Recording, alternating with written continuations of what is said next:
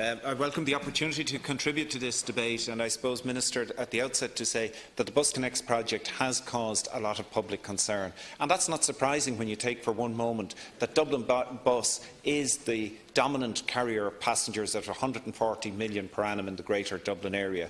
And there is concern also the fact that this project and this public consultation took place over the summer period.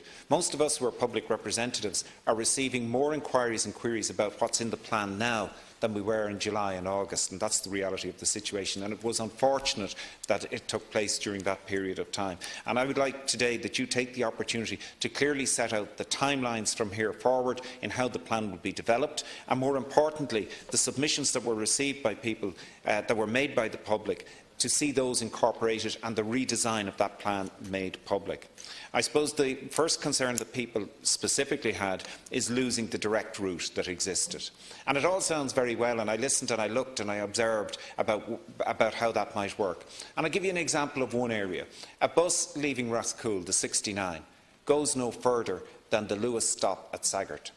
And when you read the narrative, it says, but instead of being once an hour, the 69 is going to be twice an hour, and so that looks like a net gain.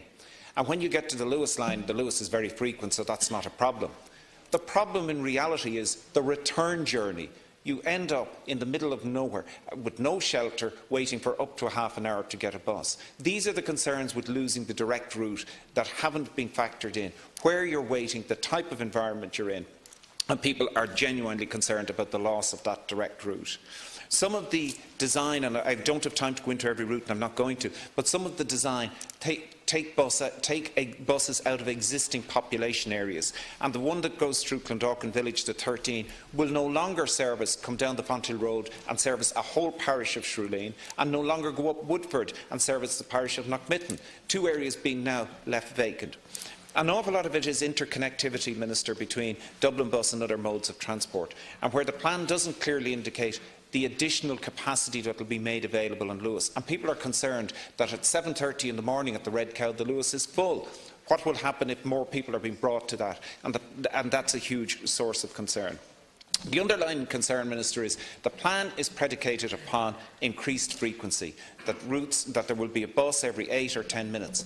And for that plan to happen, the quality spines, the corridors have to be in place.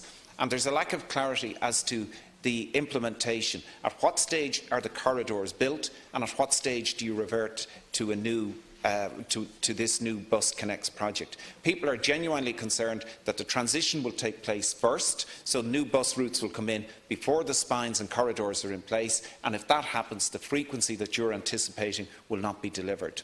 In the remaining time available to me, Minister, this is a plan for the future, and the timelines are somewhat unclear, and I know you'll take an opportunity to spell that out. But people say to me, what's happening now, this year and next year? I've said this to you before, and I want to reiterate it again. People tomorrow going to work who are dependent on the 25 in Lucan cannot get on that bus tomorrow because it's full. We are not dealing with today's, while we're planning for the future, we're not dealing with today's current demand on some of our routes. People are not able to get on the bus, and there are other routes. The 68 from Newcastle is similar, but every morning, and people living on Lucan, some people get on the outward bound bus to go further out so as they can cross the road to get a city bound bus.